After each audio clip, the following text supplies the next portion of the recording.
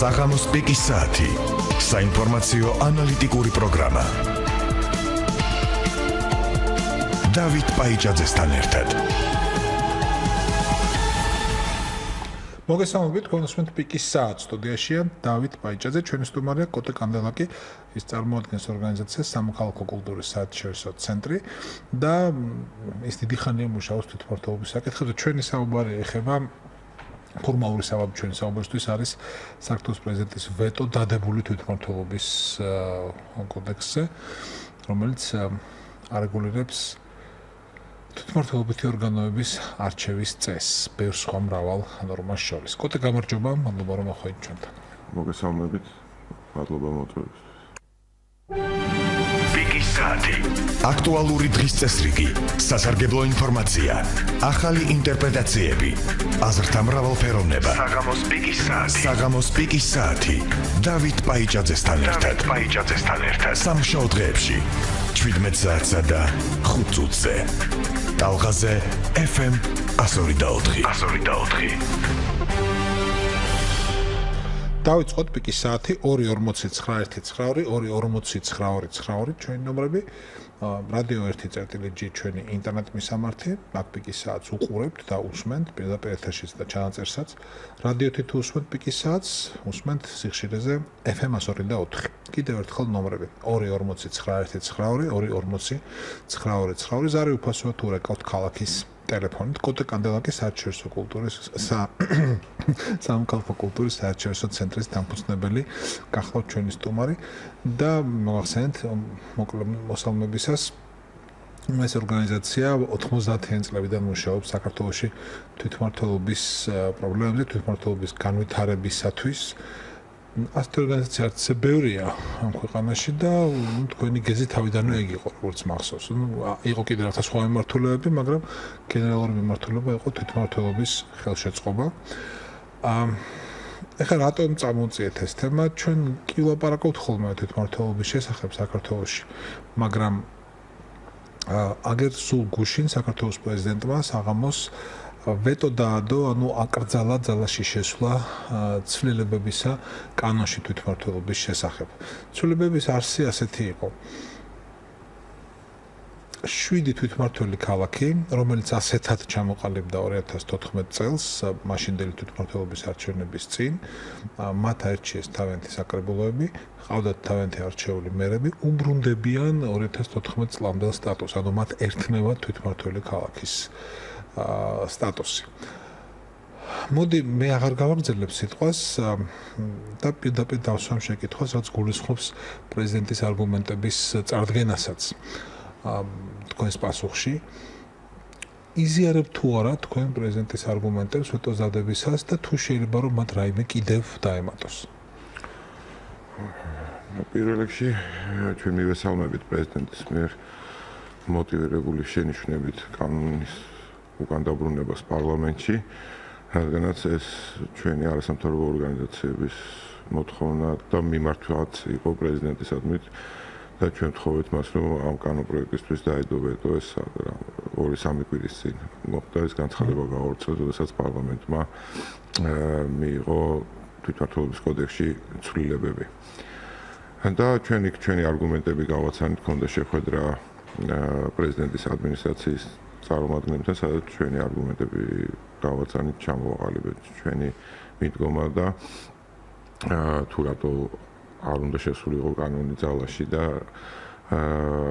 ერთის მხრივ შინაარსობრივი კუთხით, რაზეც გუშინ იყო საუბარი, ანუ რაც პრეზიდენტმა გააჟღერა, დეტალურად თქვათ რა არის გაწერილი, ჯერ არ ვიცნობთ ამ შენიშვნების ნაწილს, პარლამენტს გადაეგზავნა, მაგრამ რაც გააჟღერა, ეს იყო შინაარსობრივი მხარე და ასევე ჩვენ ვაპროტესტებთ პროცედურულ მხარესაც, ანუ პარლამენტის მიერ დადგენილების მიღებას, რომელიც კანონდარღვევით მოხდა და არ იყო რომელი დადგენილების? ანუ პარლამენტმა მიიღო დადგენილება, რომლის საფუძველზე შემდეგ შევიდა ცვლილებები კოდექსში, ანუ ეს დადგენილება ეხება აი ამ თვითმმართველი ქალაქის და თემების გაერთიანების საკითხს. ან პროცედურულად ეს საკითხი მარტივი გადასაწყვეტია. ცოტა ვერ გავიგე მინდა გკითხოთ, ხო? პარლამენტი როგორ დადგენილებას იღებდეს იმაზე, რაც თლიანად კანონის სფერო არის. ანუ კანონში არის გაწერილი ესეთი ან პროცედურა, თუ როგორ უნდა მოხდეს თვითმმართველი ერთეულების გაერთიანება, ან გაყოფა და ასე შემდეგ. ანუ ტერიტორიულ ცვლილებებს რაც ეხება მუნიციპალიტეტების კანონში ცალკე არის გაწერილი ამის პროცედურები და ინიციატორი ყოველთვის გაერთიანება იქნება თუ დაყოფა და ასე შემდეგ, ტერიტორიული ოპტიმიზაცია, ამაზე პასუხისმგებელია საქართველოს მთავრობა. ანუ მთავრობა შეიმუშავებს წინადადებებს, მთელი რიგი პროცედურები არის ამ წინადადებების შემუშავებისას, და შემდგომ სამთავრობო, ანუ სპეციალური სამთავრობო კომისია, ეს რეგიონული განვითარების სამთავრობო კომისია ესე ქვია, რომელიც იხილავს ამ საკითხს და შემდგომ საქართველოს მთავრობას წარუდგენს და მთავრობა უკვე თუ მიიღებს გადაწყვეტილებას, თქვათ, გაერთიანების ან თქვათ, რომელიმე ქალაქის ცალკე მუნიციპალიტეტად გამოყოფის და ასე შემდეგ, უკვე აი საკუთარ წინადადებით მიმართავს საქართველოს პარლამენტს, რომელიც მსჯელობს ამ საკითხზე და დადგენილებით იღებს გადაწყვეტილებას გაერთიანების შესახებ, გაყოფის და ასე შემდეგ. აი ამ პროცედურები სანამ პარლამენტს წარედგინება ეს ამ დადგენილების პროექტი მთავრობის მიერ არის მთელი რიგი პროცედურები გასავლელი. ეს არის თვითონ წარმომადგენლობითი ორგანოებთან, საკრებულოებთან კონსულტაციები და მათი, ასე ვთქვათ, მოსაზრებების მოსმენა და მთავარია ყველაზე თითოეულ თვითმმართველ ერთეულს, რომელსაც ეხება ეს საკითხი, აი ამ თვითმმართველ ერთეულის მოსახლეობასთან საინფორმაციო და საკონსულტაციო შეხვედრების გამართვას.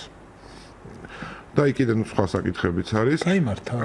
აი ზუსტად ამაში არის საქმე, რომ აი ეს ჩვენ ვიყავით მოწმენი, მე მსმენელს შევახსენებ თქვენ არ გჭირდებათ მაგის შეხსენება, რომ იმ თვითმმართველი ქალაქების საკრებულოებმა, რომელსაც კანონი უუქმებს ამ სტატუსს, თვითმმართველი ქალაქების სტატუსს, ერთსულოვნად, ერთხმად, ამის ენთუზიაზმით მისცეს ხმა ამ გაუქმებას, ხო? თქვენ ამბობთ, რომ უნდა გაიმართოს კონსულტაციები. ეტყობა საკრებულოებთან კონსულტაციები გამართებს ჩვენებად. ანუ ეს ნაწილი, რომ თქვათ, საკრებულოებს გაუგზავნეს ეს პაკეტი წინადადებების, თქვათ, რატო აპირებენ, როგორ თქვათ, мотиваცია რა იყო. და საკრებულოებმა ჩვენ ნახეთ და გვახსოვს ყველას, თქვათ, ну თლად ესე ერთხმად და ტაშით არ ყოფილა საკითხები. ხო, მაგრამ ვიყო წავედებასები, ანუ მთელი ძალისხმევა დაჭირდათ, იმიტომ რომ თავიდან პირველ ეტაპზე ძალიან დიდი წინააღმდეგობა. სვენელი ყავს, მოდეშ მოხდეთ შეგაწყვეტინებთ, მოდი მოусმინოთ, კითხვას დაგუსვამთ, უპასუხოთ და მე გავაგზავნოთ. გამარჯობა. ალო, გამარჯობა, გესმით ჩემი ხმა? ისმის, შეგიძლიათ ელაპარაკოთ. ალო. დიახ, გისმენთ. ბატონო, ჩემო კითხვა მაქვს თქვენ სტუმართან, თუ შეიძლება მარგველაშვილის მოქმედებით, რომ ასე ძალიან ახალ აღფრთოვანებული და სად შეგვატყუოთ აღფრთოვანება უკაცრავად? ვინ გამოხატა აღფრთოვანება? მოხდა რომ მივესალმებიო ბატონი მარგველაშვილი. მივესალმები ერთია და აღფრთოვანებული ვარო არ უთხოვს. ბატონო, კარგით ბატონო. ბატონ მარგველაშვილს არ ვიცი ახლა დემოკრატიაზე მე მგონი თვითონაც არ სჯერა, იმიტომ რომ პარლამენტი სადაც საკონსტიტუციო უმრავლესობა ერთ პარტიას აქვს, ახლა ეს როგორი დემოკრატია არ ვიცი. მაგრამ დავანებოთ თავი რისის ჯერა და რისი არა, კითხვა მაქვს თქვენთან. მე ბევრ ადამიანს ხვდები, რიგით ადამიანებზე გევსაუბრებით, რომლებიც მუშაობენ სხვადასხვა ადგილებზე და მე ჯერ არ შემხვედრია ადამიანი, რომელიც მეტყვის, რომ აი საკრებულოში რომ დეპუტატი ავირჩიე, იმის იმედი მაქვს, იმასთან წავალ სიმართლეს ვიპოვი, აი ჩემოფლებებს ის დაიცავს. მე ესეთი ადამიანი არ შემხვედრია. პირიქით, მე მგონი საკრებულოსაც და მის წევრებსაც ყველა ერთი მეორეზე მიყოლებით აგინებენ და განწყავენ. თქვენ ბატონო ასეთი ადამიანი შეგხვედრიათ, რომლებსაც აიტყვის, რომ ხო, საკრებულო რა კარგია, რომ საკრებულო ავირჩიეთ, მადლობა. მეორე მსმენელს ყავს, გამარჯობა. გამარჯობა ბატონო დავით, მე თქვენ მის სტუმართან ესეთი კითხვა ბატონო კონსტანტინე თქვენთან. ჩვენ ამ ცვლილებებით, რასაც პრეზიდენტს ადებს ვეტო, შორდებით ბანანის სახელმწიფოს, თუ ამისი მიღებით, თუ პრეზიდენტი გაჩნდება, მივდივართ უკან ბანანის სახელმწიფოსკენ. ანუ მოქალაქეთა კავშირისკენ, თუ დღესდღეობით ოცნება ეს არის მოქალაქეთა კავშირი, იმიტომ რომ ზუსტად ისე იქნება და არანაირად არ აინტერესებს, როგორც ჩვენ ხედავთ, ის ღირებულები, რომელმაც საქართველოს უნდა წაიყვანოს ევროპულ დემოკრატიულ სახელმწიფოებში, რაც ყველაფერს ხდის გამჭირვალედ. მათ გამჭირვალობა, დემოკრატიულობა, მრავალფეროვნება არ აინტერესებს და აღიზიანებს და გვაინტერესებს რას ემსახურება პრეზიდენტის ეს ვეტო რომ ჩვენ გვიხსნათ ბანანის სახელმწიფოსგან კარგი ბანანის სახელმწიფოს ზაგაგება აქ მე ჩემი ბურად ვიცი მაგრამ კითხვა ბატონ კოტესთან არის და დაი მანო პასუხობს თუიათ მოპასუხებს საკითხებზე გადნება ხო ანუ დავიწყოთ პირველი მსმენელისგან ანუ როდესაც ჩვენ საკრებულოს და ჩვენს არჩეულ ადამიანებზე ვსაუბრობთ და თქვა აქ გაიჟღერა და თქვა უმრავლესობაში ეს აზრიც მუსირებს რომ თქვა ჩვენ არა გვაქვს იმედი ჩვენი არჩეული წევრების თქვა საკრებულოში მივალ პრობლემას ვერ გადაგვიწყვეტენ და ასე შემდეგ და ასე შემდეგ ეს ცოტა რთული საკითხი ამაზე მსჯელობა შეიძლება დიდი დრო დაჭირდეს მაგრამ კონკრეტულად რაზე ჩვენ ვსაუბრობთ ზუსტად რომ აი ესეთი დამოკიდებულება არ იყოს დემოკრატიული პროცესისადმი როგორც არის ხო თქვა არჩევნები და ჩვენი არჩეული ადამიანების მიმართ ზუსტად თავდაპირველად იყო ჩაფიქრებული და ზოგადად თვითმართველობა რასაც ემსახურება ზუსტად არის ეს რომ რაც შეიძლება ეს ჩვენი არჩეული ადამიანები ჩვენთან ახლოს იყვნენ რომ ჩვენი უბნის მაცხოვრებელი ჩვენი მეზობელი და იმ მიკროსოციუმის წარმომადგენელი იყოს სადაც ჩვენ მას ყოველდღე ხვდებით და ის ჩვენ ყოველდღე ხვდება სამწუხაროდ ამას ემსახურებოდა ეს რეფორმის ნაწილი რომელიც ამ ტერიტორიულ ოპტიმიზაციას გულისხმობს რომ რაც შეიძლება უფრო ახლოს მისულიყო ადგილობრივი ხელისუფლება მოქალაქეებთან და არ ყოფილიყო ისეთი კატასტროფული დაშორება როგორც ხემე შევადრეს თბილისის მაცხოვრებელი იყო საკრებულოს წევრს ხო რომელიც კითხვა დასვა ანუ ჩვენთან ძალიან დაშორებული არის საკრებულოს წევრებს რომ კითხო ხან ვესაუბრები ხოლმე ვერ არ რჩება ეგ შტაბის-ტილება არ ვიცი ხა მატყუებენ თუ არა მაგრამ ის რომ ამორჩეველთან ოღონდ შეწუხებულ ამორჩეველთან რომელიც რაღაცა პრობლემით მიდის მასთან კონტაქტი აქვს ამას გეუბნება ყველა კონტაქტი ერთია და რამდენად ხელეწიფება ამ მოგვარება ახლა წარმოიდგინეთ დაახლოებით თბილისის განსხვავებული არის და ცალკე თავი არის ამ კოდექსში თბილისისთვის მიძღვნილი და წარმოიდგინეთ თბილისის თელ მოსახლეობას საკრებულოში წარმოადგენს 50 დეპუტატი აქედან 25 არის ხო პროპორციული სისტემით არჩეული პარტიული სისტემით 25 მაჟორიტარული სისტემით ფაქტიურად ამორჩეულთა რაოდენობა რომელიც ირჩევს დეპუტატს საკრებულოში დაახლოებით იგივეა რაც პარლამენტის არჩევნების დროს მაჟორიტარის არჩევს სადღაც 40000 ადამიანი ირჩევს ერთ მაჟორიტარს თუ ესე მივაბავთ მე არა ვარ მომხრე რომ მაინც ესე მივაბავთ მაჟორიტარი და გავმიჩნოთ პროპორციული სისტემით არჩეული წარმომადგენლობითი ორგანოს წევრები მაგრამ ძალიან რთულია ერთმა საკრებულოს წევრმა ანუ პასუხი ავიდეს ამდენ ამომრჩეველს და ერთი არის რომ მე შეიძლება დავიწყე შევხვდე მათ ვესაუბრო და ასე ვთქვათ თერაპიული სეანსი ჩავდა მეორე არის ის ადამიანი ჩემთან მოდის კონკრეტული პრობლემით ხო ანუ ამ პრობლემის მოგვარება რამდენად ხელეწიფება თვითმართველობას ზუსტად აი აქ არის ანუ ორი საკითხი არის ერთი არის რომ რაც შეიძლება ახლო მივიდეს და მაგალითად დღეს ვlapარაკობ თვითმართველი ქალაქების შესახებ თქვა და რატო არის თქვა ეს უკან გადადგმული ნაბიჯი ამ შემთხვევაში შეიძლება წმინდა ვიღაცამ თქვა რომ წმინდა მენეჯმენტის თვალსაზრისით რაღაც ფინანსური რესურსების და ასე შემდეგ და რაღაცა კორპორაციული მომენტები შემოიტანოს თქვა ამ შევლობაში მომგებიანი იყოს მაგრამ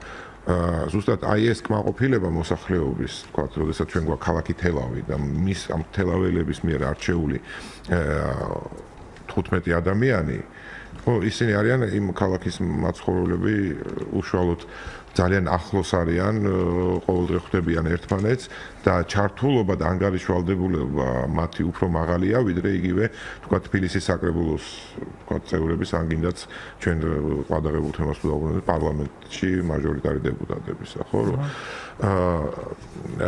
მეორე საკითხია რა უფლებამოს რა კომპეტენციები გააჩნია თვითმართველობას აი აქ ვადგებით კიდევ ერთ საკითხს ანუ მარტო ხელაღებით რომ ჩვენ თქვა ოპტიმიზაციაზე და მოსახლეობასთან დაახლოებაზე ვისაუბროთ არის მეორე საკითხი ხო რა ფუნქციებს ასრულებენ სამწუხაროდ ძალიან მწირია ის ფუნქციები რომელსაც თვითმართველობები ახორციელებენ და ზუსტად რეფორმის ერთ-ერთი შემადგენელი ნაწილი იყო მათი უფლებამოსილების და ფინანსური შემოსავლების ზრდა რაც სამწუხაროდ 14-15 წლის მერე საერთოდ ნაბიჯი არ გადადგმულა წინ. რატო? იმიტომ რომ მოქალაქე როდესაც მიდის მუნიციპალიტეტში, იგივე საკრებულოს წევრი იქნება მისი მიერ არჩეული თუ გამგებელი მერი, ითხოვს გარკვეული მისი ყოფითი პრობლემების მოგვარება. საიდანაც აი ამ რომ ჩამოთვალოთ, თქვა რომ ავიღოთ ხო 100% ჩვენი პრობლემებისა, აი ამ 100%-დან 10% თუ შეუძლია მარტო მოგვიგვაროს მუნიციპალიტეტმა. დანარჩენი 90% მის სამწუხაროდ მათ კომპეტენციაც ცდება.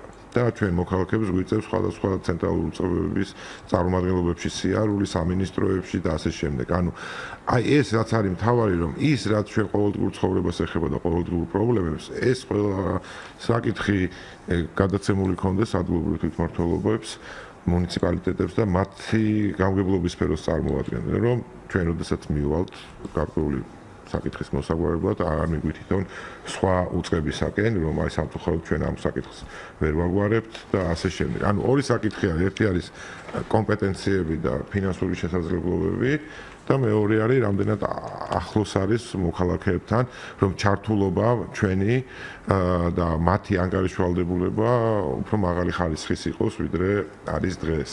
და ნუ ეს ცნობილი, ანუ ეს პრაქტიკა არის, რომ თქვა კორპუსში, როდესაც მინეთ მესაკუთრეთა ამხანაგობა არსებობს და ჩვენ ვირჩევთ ჩვენ კორპუსის თავმჯდომარეს, მის მიმართ მოთხოვნა ჩვენი ჩართულობა და მისი ანგარიშვალდებულება უფრო მაღალი არის, ვიდრე თქვა უფრო დიდ ფართო დონეზე, ხო? თქვა ავიღოთ იგივე საკრებულო და ასე შემდეგ. კოტე, თქვენ ახსენეთ მეტყურბილად ეჭვით მოეკიდეთ იმ მასშტაბს, ამ მასშტაბით, რომელიც თბილისში ახლავს საკრებულოს წევრის არჩევას, ხო? ძალიან მაღალი წარმატებით ირჩევა. ეგ მე მაფიქრებინებს, რომ თქვენ შესაძლოა ზანდავოთ მომხრე ცხადი ეს არის ვარაუდის შეკითხვა, გამოთქმული ვარაუდის სახით, რომ თვითმმართველობა რაც შეიძლება ბევრი უნდა იყოს და რაც შეიძლება მცირე მასშტაბიანი და აღჭურვილი აი მცირე მასშტაბისთვის აუცილებელი და სამყოფი უფლებამოსილებებით. გასაგებია წარსულ დროზე გინდა დანანებითი ლაპარაკი, გინდა დანანების გარეშე, იმას ვეფხვი შეცვლი, გასაგებია რომ საქართველოს არც ერთმა ხელისუფლებამ ბევრი არაფერი გააკეთა თვითმმართველობის განვითარებასა და დეცენტრალიზაციისათვის ბევრი არაფერი გააკეთა, მაგრამ მოდი თავი დავანებოთ ხელისუფლებებს რა შეეძლოთ გაეკეთებინათ, თქვათ, რისი გაკეთება შეიძლება ზოგადად, როდესაც შენ მართლა გსურს განვითარო თვითმმართველობა. აი მაგალითად 2014 წელს ჩატარებული არჩევნები ამ ხრი იყო წინ გადადგმული ნაბიჯი. პატარა, მაგრამ წინ გადადგმული. 7 ქალაქს მისცეს თვითმმართველობა. პლუს ავირჩიეთ პირდაპირ წესით. ხო, მერები და საკრებულოები. მსმენელიც ახლა შემოვა. მე კითხვას დავამთავრებ. ამის შემდეგ, საიმისოთ რომ ეს თვითმმართველობები განვითარებული იყო რა უფლებამოსილების ნელ-ნელა მიცემა, შემთხვევაში შეუძლებელია ყველაფერი ერთად დაატეხო თავზე, ხო? საფეხურები, ეტაპები თვითმმართველობის განვითარებისა, ანბანი, ასე ვთქვათ, როგორია, რას გვეუბნება, გინდა სხვა პრაქტიკა, გინდა რაღაცა ქართულ პოლიტიკურ სიამდვილესა და კულტურაზე დაყრდნობილი და გამომუშავებული ჯერჯერობით მხოლოდ თვალსაზრისები და პროცესი რეალიზებული არ არის. რა აჯობებდა რომ გაკეთებული იყო? ამას ვამბობ, იმიტომ რომ ეგ მომავალში ეს იცოდნენ არა მარტო პროფესიონალებმა ამ სფეროში, არამედ კონდეთ წარმოდგენა მოქალაქეებსაც. ხო? რატომ არის ეს სიკეთე? რატომ შეიძლება იყოს სიკეთე მათთვის მეტი უფლება ადგილებზე, მეტი უფლებამოსილება, მეტი თვითმმართველობა. მივიღოთ თუ შეიძლება მსმენელიც და მე გავაგრძელოთ საუბარი. გამარჯობა. გამარჯობა გისმენთ.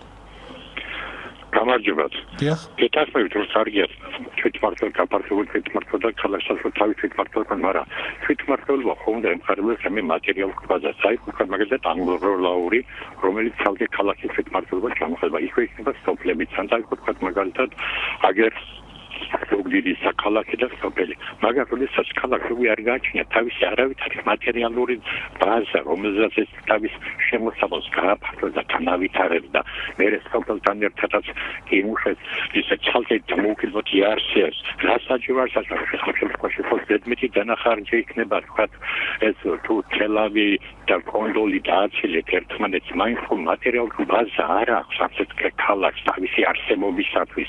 არგებია ისე ის გაერთიანებულად იყვეს, რადგან ისე იმ სოფელში არსებობს ეს ქალაქი. კარგი, მადლობა. კიდევ ხარ არის მსმენელი? არ არის.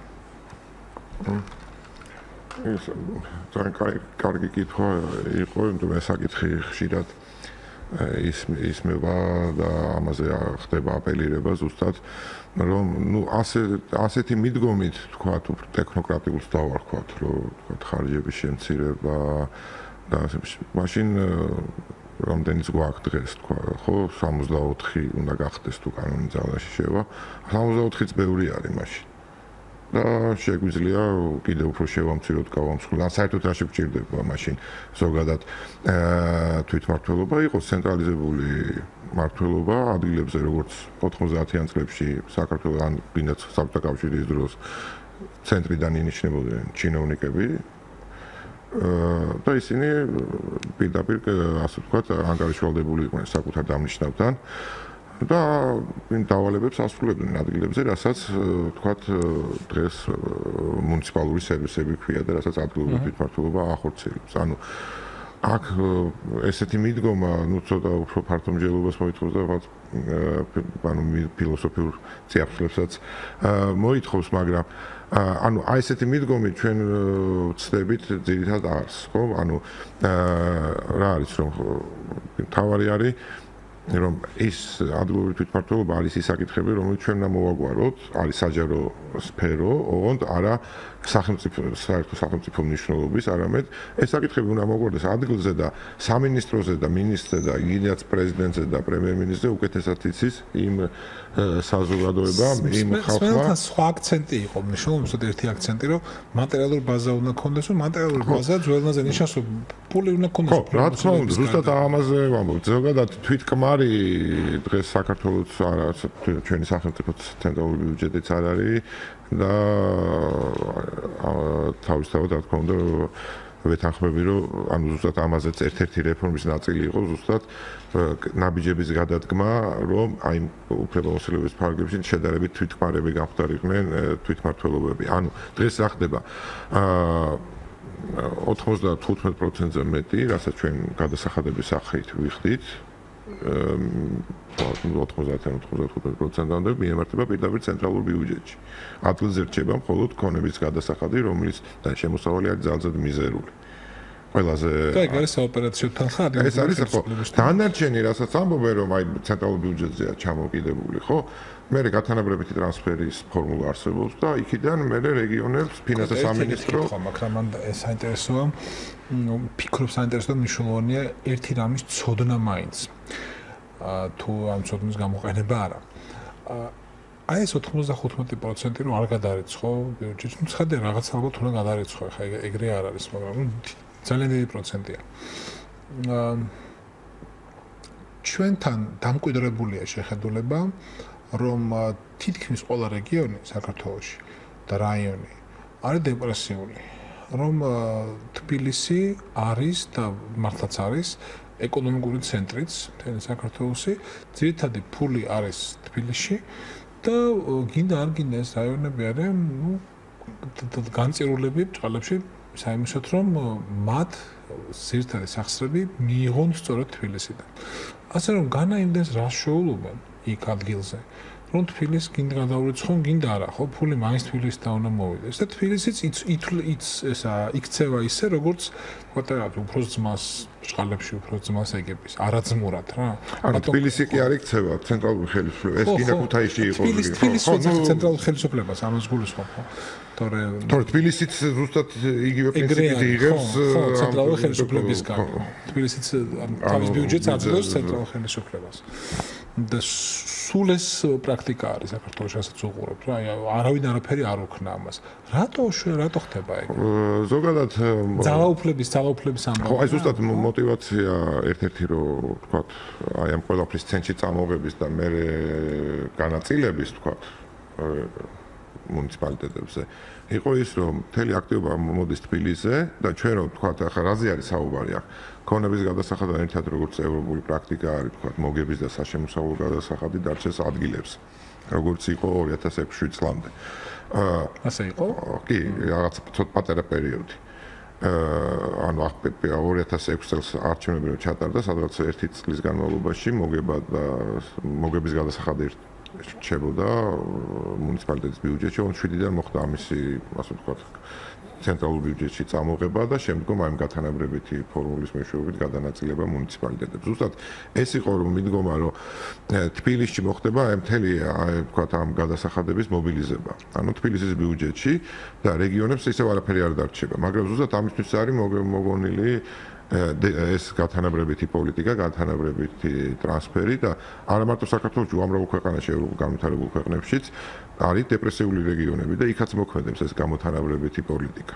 ანუ რომელიღაცა უფრო უკეთეს საცხოვრებს და უკეთესი შემოსავლები აქვს, ზოგი უალესად, მაგრამ ამისთვის სახელმწიფოს აქვს ეს გათანაბრებითი პოლიტიკა, რომლის მეშვეობითაც ათანაბრებს სხვადასხვა რეგიონები იქნება თუ მუნიციპალიტეტები და ასე შემდეგ, რომ საჯარო სერვისი ყველასთვის საშუალო დონე ერთნაირად იყოს ხელმისაწვდომი, თქვა და არ იყოს მაგალითად, როგორც ჩვენთან არის ზოგიერთ მუნიციპალიტეტში საბავშვო ბაღშია რომ შეყვალ არის საშინელი სიტუაცია, იმიტომ რომ მათ ფინანსური ბაზა არ გააჩნიათ, რომ ის რაღაც საშუალო სტანდარტის დონემდე აიყვანონ, თქვა და აი ძალზე სახეზე არის, ხო? ამიტომ აი ეს გათანაბრების პოლიტიკა არის ზუსტად ის, რომ ეს საშუალო დონე მთელი ქვეყნის მასშტაბით იყოს მიღწეული ყველა მუნიციპალიტეტში. რაც შეეხება ამ ცენტრში აქ რამოდენს აქ არის ერთი რომ ყველაფერი მე ვაკონტროლო და ჩემს ხელში იყოს ფინანსები და ამის შემდგომ უკვე კონტროლი უფრო ადვილი არის და ეს გადაღებული თემა არის, ხო?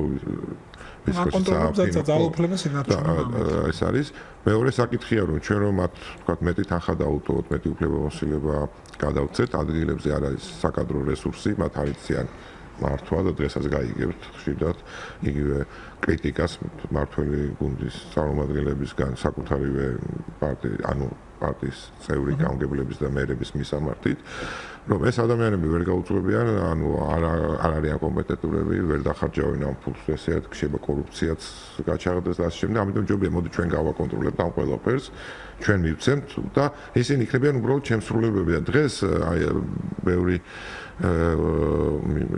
თანამდებობის პირით, თქვა ცენტრალურ ხელისუფლებაში მაღალი პოლიტიკური თანამდებობის პირით, ესე ფიქრობს, რომ ეს თვითმართველობა არ არის როგორც ცალკე დამოუკიდებელი ინსტიტუტი, არამედ ეს არის მათი გაგრძელება ადგილებზე, ანუ ისინი არიან მათი ხელქვეითები და მათი ბრძანებები და მითითებები უნდა შეასრულონ. ანუ დამოკიდებულება არის ასეთი, აქედან გამომდინარე, როდესაც ესეთი დამოკიდებულება არის და ვთქვათ, ასე თვლიან ისინი. და ასე შეჯერათ უმრავლესობას, აქედან გამომდინარე, მათ მრავალ ფინანსებსაც არ ანდობენ თავისთავად და არც დამოუკიდებლად გადაწყვეტილების მიღებას. ხო, ზუსტად, რა შემთხვევაში უნდა გაიზარდოს შემოსავალი, მე უნდა მქონდეს სტიმული, რომ ის კარგად ვიმუშაო, რომ მეტი შემოსავალი მივიღო. თუ მიუხედავად იმისა, მე კარგად ვიმუშაო, თუ ცუდად ვიმუშაო, ერთ და იგივე შემოსავალი მექნება, ანუ мотиваცია მეკარგება. ხო, თუ მე სულ აი ამ პოლიტიკიდან გამომდინარე, ანუ რაც არ უნდა მე იქ ეკონომიკა აყვავდეს და ასე შემდეგ, მაინც იგივე შემოსავალი მექნება, იმიტომ რომ ყველაფერი მაინც ცენტრალურ ბიუჯეტში მიდის და მე ფინანსთა სამინისტროზე ვარ დამოკიდებული ის რამდენს გადმომიგდებს, ხო? თავისთავად მე სტიმული მიქრება, რომ ვთქვათ, უფრო მეტად ანუ უკეთესად ვიმუშაო, ხო? რადგანაც შემოსავალი მე არ გამესდება ამით. და როგორც ვთქვათ, პენსია ისე მივიღებთ, ანუ გათანება, ანუ ეს შეკრული წრე გამოდის, ანუ მართვის მხრივ ვთქვათ, ხელისუფლებაში ძალებს ყოველთვის აწყობთ ესეთი მიდგომა, იმიტომ რომ კონტროლის მექანიზმი მათთვის უფრო მაღალი არის და უფრო მეტად აკონტროლებენ რეგიონებს და ეხლა განსაკუთრებით როდესაც ჩვენ პირდაპირ წესით ავირჩიეთ, ხო, მერები და გამგებლები და ეხლაც ავირჩევთ, მაინც უფრო რთულია სხვადასხვა ბერკეტებით მათზე ზემოქმედება თუ არა ფინანსური და ესეთი საკითხების, იმიტომ რომ თუ შენ თქვა ჩვენს მითითებებს არ შეასრულებ, მე ფულს არ მოგცემ, შენ საქმეს ვერ გააკეთებ და ხალხი შენ მოგადგება, ხო? აქ როგორც ხედავ ორი პრობლემა, ერთი რაც ღიად ჩანს, რა თქვენ თქვით, ეს არის ფინანსური კონტროლი და ძალაუფლების სურვილი და ძალაუფლების შენარჩუნებით ინტერესი, მაგრამ მეორე არის უფრო ღრმა, რომელიც შეიძლება არ უკავშირდებოდეს მაინც პოლიტიკას და ძალაუფლებას და უკავშირდებოდეს კულტურას, აი ამას რა უნდა ვუყოთ, მე მართლა არ ვიცი. რამ შეიძლება ეს დაძრას, გაყინოს, ისა გაალღოს და შეცვალოს. გულისხმობ ნდობის ნაკლებობას, ნდობის არარსებობას, იმიტომ რომ თუ კი შენივე თანამოაზრეზე, თანამებრძოლზე, თანაპარტიელზე, ვინ შენში ერჩიებს საკრებულოში ყოფილიყო, ხო, სიაში, სიები ხო ადგილებზე არ შემდგარა, რა? რაღაცა შეთანხმებით შედგა და ეგრეთ წოდებული ზემოდან თანხმობით. იმათ თუ არ ენდობი, ხო, ამ ფულის განკარგვაში და მართლობაში, აბა ვის ენდობი? გამოდის რომ სამედანის არ ენდობი რა. ხო და აი ეს და ნუ მან გაქვს მოტივი უნდობლობისთვის, აქ კომპეტენცია არ აქვს ამბობ და როგორ ვენდობა.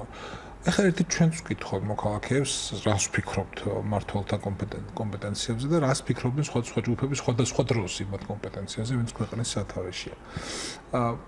რო უყურებ ჩემი მაგას მარტივი და პრიმიტიული გონებით, გამოდის რომ უბრალოდ გვერდზე უნდა გაწიო ყველაფერი და გარისკო და ენდო. აი რა გამოვა ადგილებზე. და უკაცრავად ყველასა და აი კისერი უტეხია. თუ წაიმტრავენ კისერს მართლობაში, ხო, იმპულს არასწორად დახარჯავენ, არაფერი არ გამოუვათ, ბევრი რაც უნდათ. კი ბატონო, მაშინ მოთხოვე პასუხი რა.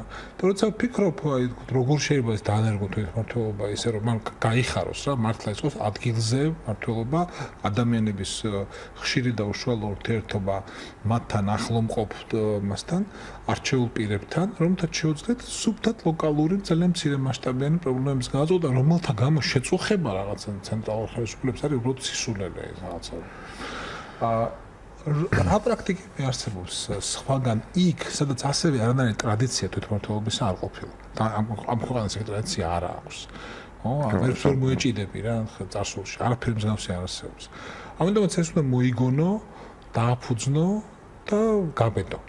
ხო და ვინც ეს გააკეთა, აი რას გადაახტარა, რა იწვნია, სად დამარცხდა, რა გამოუვიდა. ახალი ქვეყნებიდან. ნუ ახალი ქვეყნები თუ ჩვენ ყოფილი საბჭოთა კავშირის თორემ ხა საუკუნეების გამოცდილება, საუკუნეების მანძილზე ფორმირება და მაგას სწრაფად ვერ გაიგო. ნუ რაღაცები იყო ჩვენთან მაინც ეს მოყოლებაში, ანუ ყოფით დონეზე შემორჩენილი ადგილებზე თქვათ, ხო ეს თემები თქვათ და ასე შემდეგ, მაგრამ ნუ ეს ძალიან ასე ვთქვათ, არ იყო ინსტიტუციონალიზებული და ხა იქ ხდებოდა, მაგრამ ერთი რამ უნდა გავიხსენო რუსეთის იმპერიის ისტორიიდან. რუსეთის იმპერია მე-19 საუკუნეში ალექსანდრე მეორის ხელში, რომელმაც ლიბერალური რეფორმები გამოაცხადა და განავრცო ისინი რუსეთში უთანაბროდ. მაგალითად, საქართველოში მას არ შემოუღია ნაფიცმსაჯულთა სასამართლო და ასევე არ შემოუღია თვითმმართველობითი ორგანოები, რომლებიც შემოიღო რუსეთის ძალიან ბევრ გუბერნიაში. ნაფიცმსაჯულთა არ შემოღებას, როგორც ვიცი, ის ერთ-ერთი საფუძველი რაც ქონა, ერთ-ერთი დანარჩენები, ერთი არგუმენტი მახსოვს, იყო ის, რომ ამ კავკასიელ ხალხში და ნუ საერთოდ მთელ კავკასიაში, მარტო საქართველოზე არ იყო, ეხლა ლაპარაკი იყო მთელ სამხრეთ კავკასიაზე, ძალიან ძლიერი გვაროვნული კავშირები და ასევე თქვათ ადამიანის მოკლა შეიძლება ჩაითვალოს ვაჟკაცობად, ხო, და ღირსების დაცვის. ამიტომაც იქ ყველს გაამართლებენ და ამიტომ ნუ ეგ არ გვინდა, ამიტომ დარჩეს სისტემა ისეთი. მაგრამ თვითმმართველობას ეგეთ რამეს ვერ მოუძებნდი ხა, ხო, კრიმინალთან ვერ დააკავშირებდი. ნუ თვითმმართველობა პოლიტიკური ხო, არ შემოიღეს. ანუ ისე დაამთავრა რუსეთის იმპერია, მაგრამ საქართველოს არ ენდნენ. მაგრამ იყო ნუ ჩანასახი თბილისში, თქვათ, საკრებულო ბათუმის მოსახლეობის რამოდენიმე ადგილზე ქალაქებში ერთად ფოთი იყო ბათუმი, თქვათ, აი ესეთი ფართო მასშტაბით, რომ თქვათ, რაც ევროპული ისეთი ტრადიცია, რომელიც მეხსიერებას შემორჩებოდა, ეს არ არის. მაგრამ არის, მაინც აი იგივე თბილისის საკრებულოს ხა არის უამრავი კვლევები უკვე დაიწყეს, თქვათ, იკვლევენ აი მე-19 საუკუნის თქვათ თბილისის თვითმმართველობა როგორ ვითარდებოდა, ეს ჩანასახში თქვათ, ხო? იგივე, ნუ ხა 18-21 წლებში საერთოდ არაფერი არ მოესწრო და კი ავირჩიეთ, მაგრამ ნუ მათ ვერც მოასწრეს ხო ფუნქციონირება და რაიმე ღირებული დაეტოვებინათ. იგივე აი ხა რომ ნახოთ ის დოკუმენტები, თქვათ, მე ერთხელ ხელში ჩამივარ და იგივე თბილისის მაშინდელი ასე ვთქვათ საათათბიროს საკრებულოს დოკუმენტი, რომელიც ეხებოდა თბილისის ბიუჯეტის განკარგვა, ან ბიუჯეტის წიგნად არის გამოცემული თბილისის ბიუჯეტი. რუსულ ენაზე არის. აი კაპიკებში არის გაწერილი ყველაფერი, თქვათ, სად რამდენი ხარჯება, როგორ, აი ძალიან დიდი სქელტანიანი წიგნი არის. და რომელსაც აი მაშინ დღეს ჩვენ ანუ მიუხედავად იმისა, რომ აი მე-19 საუკუნეში ჩვენ თვითმმართველობაზე იყო ხო საუბარი და არც გვენდობოდნენ და ასე შემდეგ, მაგრამ აი ჩანასახი რაც იყო, იქაც კი ძალიან მაღალ ევროპულ დონეზე იყო, აი თქვათ, თავარი რა არის ხო, ჩვენ რატომისთვის ვირჩევთ ჩვენ წარმომადგენლებს, რომ ჩვენს მიერ გადახდილი გადასახადები, ანუ ბიუჯეტი გაანაწილო მე, ხო, პრიორიტეტების მიხედვით, რაში უნდა დაიხარჯოს, ჩვენ რო ფული შევაგროვეთ, ბიუჯეტი რო დავარქვით, ხო, მე. აი ეს იყო ისეთი გამჭვირვალე და ანუ და აი დეტალებში გაიგებთ თითოეული კაპიკი მაშინდელი რაში იხარჯებოდა და რაში მიდიოდა. ისე იყო გაწერილი და გამოცემული არის და აბეჭდილი არის წიგნი. თქვენ თუ ამ ბოლო პერიოდში სადმე გვინახავს ან თეთრი წიგნი ხო საქართველოს თვითმართველობის ბიუჯეტის ან სახელმწიფო ბიუჯეტის ხო ძალიან ზოგადი ჩანაწერებია თვითონ საკრებულოს წევრებიც კი ვერ ერკვევიან ხოლმე და დეპუტატებიც კი რაში წერია რაში რა იხარჯება და ასე შემდეგ ხო რაც შეეხება გამოცდილებას ახლა ჩვენსნაირ ქვეყნებში სამწუხაროდ ახლა ჩვენ კავკასია ანუ ჩვენს რეგიონში ლიდერები ვართ თვითმართველობის განვითარების ხო რეგიონი ახლა სამი ქვეყანა ვართ უძახი რეგიონი ახლა შეიძლება ითქვას რომ რაღაცა ვთქვათ იგივე უკრაინა მოლდოვაც ჩვენ დაახლოებით ერთნაირად მივდივართ იქაც არის უმცდელობები მაგრამ თქვენ სიამაყედ გავსებთ ეს ლიდერობა არა ნამდვილად არ მოვსებს მაგალითად ჩემს სიამაყე იქნება რომ რაღაცა პოლონეთის გვერდზე და აღმოსავლეთ ევროპის გვერდზე რომ მოგიხსენიებდნენ და ვთქვათ იქ ხა ლიდერი თუ არა სადღაც შუაში მაინც ვიქნებოდით ამ კუთხით მაგალითად ყველაზე საბჭოთა კავშირის და სოციალისტური ბანაკის დანგრევის მერე ყველაზე დიდი ნახტომი ამ კუთხით გააკეთა პოლონეთს. რომელმაც ყველაზე თავამი პირველივე რეფორმა რაც განახორციელა ერთ-ერთი იყო სუსტად თვითმართველობის რეფორმა და ეს ანუ ეს საბჭოთა ადმინისტრაციული მმართველობის სისტემის საერთოდ დანგრევა და ახალი სისტემის წყალობა. ხო. ანუ ეს იყო პირველი და ის თალკე ანუ სამინისტრო იყო და რომელიც ამას ახორციელებდა. ანუ ერთ-ერთი მთავარი ეს იყო დასახული მიზნა. თუ გახსოვს ჩვენც დავიწყეთ 90-იან წლებში და ერთ-ერთი რომ აი თვითმართველობა არ ვიცოდით მაშინ რა იყო და 91-ში პირველი საკრებულოს არჩევნები ჩავადარეთ მაშინ თვითმართველობა არ დაგვირქვია ამისთვის მაინც მართლობა იყო და ეს თუნება რომ მაინც პირობირს უნდა დაენიშნა პრეფექტები ერქვათ მაშინ დღევანდელ რაიკომის დევნების ადგილას ანუ აი ეს ცდილობა რომ თქვა ამ დემოკრატიულ ტალღაზე ეს მოკვლით ვიცოდით რომ ეს თვითმართველობრივი ორგანო მუნიციპალიტეტები ეს უნდა აგვერჩია და ასე შემდეგ მაგრამ შემდგომ ეს გაწყდა და მიზნად იქნა დასახული ცენტრალური ხელისუფლების გაძლიერება, აღდგენა, მაგრამ ეს ცუდად გავიგეთ ჩვენ. ეს აღდგენა გაძლიერება გავიგეთ რომ ერთმა კაცმა უნდა მიიღოს ხოლმე გადაწყვეტილება. კოტე ცოტა რო გრჩება და მინდა გკითხოთ ვეტოს პერსპექტივას როგორ ხედავთ?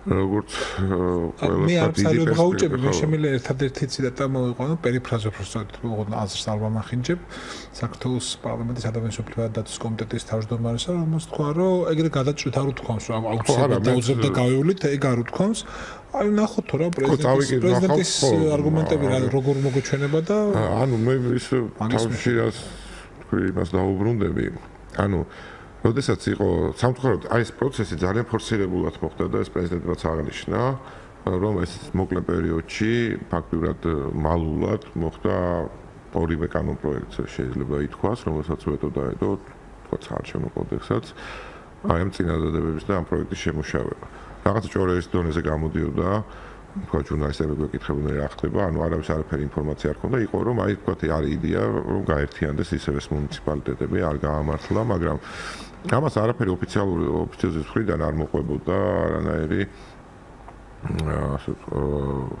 და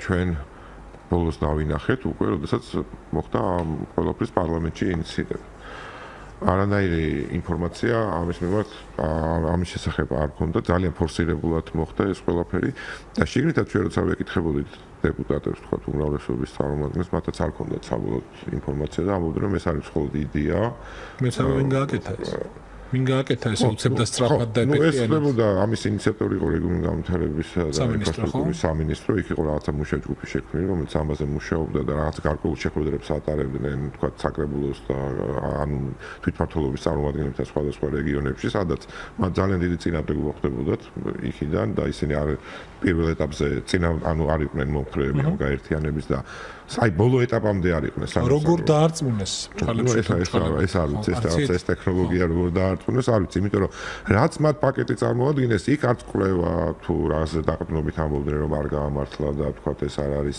ანუ აქ იყო ეს ერთის მხრივ პოლიტიკური გემოვნება ვიღაც იმ ადამიანების ვინც დაისახა მიზნად ის გაერთიანება რომ უბრალოდ ესე თვლიან ყველანაირი კვლევის დასაბუთების გარეშე, რომ ესე არის უკეთესი. ესე უნდათ. ესე ხო, ესე ვთქვათ. და არანაირ და თვითონ პარლამენტშიც მე თქვენ მიგაჩნიათ, რომ პირიქით უნდა დამატებოდა თვითმართველი ქალაქები ახლა აი ზუსტად ჩვენი ასე ვთქვათ განწყობა 14 წლის მერე იყო ის, რომ თავის დროზეც ის ვთქვათ თამამი რეფორმა რაც ჩაფიქრებული იყო 13 წელს, რაც სამთავრობო სტრატეგიაშიც იყო ასახული. იქიდან 70-80%-ზე მეტი 14 წელს მიღებულ კოდექსში არ აისახა. და მაშინ დიდი დებატები იყო მოწინააღმდეგე ასე შემდეგ კონსენსუსის საფუძველზე მოხდა შეთანხმება რომ ამ ეტაპზე ავირჩიოთ გამგებლები და მერები გამოყოთ 7 ქალაქი და დანარჩენი რეფორმა რადგანაც ახლა ცოტა დრო არჩევნებამდე მოდი გადავდოთ 17 წლისთვის გვაქვს მე 3 წელი და ჩვენ ამ 3 წლის განმავლობაში ვიმუშაოთ ამ საკითხებზე და გარდამავალ დებულებებში იყო თელი რიგი მოცემული საკითხებისა, რომელიც გარკვეული პერიოდის განმავლობაში უნდა გადაეწყვიტა საქართველოს მთავრობას და პარლამენტს. ანუ მიიღოთ თელი რიგი ცვლილებებისა, რაზეც პარლამენტს არც მთავრობას ფაქტობრივად არც ერთი პირობა არ შეუსრულებია და პირიქით ჩვენ მივიღეთ უკან გადადგული, ანუ ეს გაყოფილი მუნიციპალიტეტების გაერთიანებას. რაც ერთობლიობაში ჩვენ გვაძლევს სურათს, რომ თქვათ ხელისუფლება მიუხედავად დეკლარირებისა გაღრმავებაზე დეცენტრალიზაციას არ ფიქრობს და ნახოთ მე მაინც იმას ვიტოვებ რომ რადგანაც მთელი სამოქალაქო საზოგადოება იმ ქალაქის მოსახლეობები და თემების სადაც გაერთიანება ხდება პოლიტიკური სპექტრი არიან წინამორბედი და არის რამოდენიმე ადამიანი რომელიც ამის მომხრე არის მხოლოდ და მხოლოდ ალბათ პარლამენტმა გვერდზე უნდა გადადოს ეს პირადი ქიშფება პრეზიდენტთან და ვეტოსთან დაკავშირებული საკითხები და ალბათ გონივრული გადაწყვეტილება უნდა მიიღოს რომ ეს თქვათ ამ არჩევნებისთვის არ შევიდეს ზალაში. კოტე, მადლობა თქვენ. კოტე კანდელაკი, სამოქალაქო კულტურის საერთაშორისო ცენტრის დამფუძნებელი გახდათ, ჩვენი სტუმარი და ჩვენ ვიხილავდით კონტექსტს, რომელშიც საქართველოს პრეზიდენტმა ვეტო დაადო ცვლილებებს თვითმართველობის შესახებ საქართველოს კანონს. ეს ცვლილებები შეგახსენებთ საქართველოს 7 თვითმმართველ ქალაქს ართმევს ამ სტატუსს, რაც ნიშნავს, რომ ამ ქალაქის მცხოვრებლებს ართმევს მერისა და საკრებულოს არჩევანის უფლებას. მადლობა ყურადღებისთვის, მადლობა მსმენელებს. თინა ასამბაძე და ინგა გურგენაძე ხმის რეჟისორები, ნინო რამიშვილი პროდიუსერი დღევანდელი გადაცემის, დავით პაიჭაძე წამყვანი. ორ შაბათამდე გემშვიდობებით, ნახვამდის.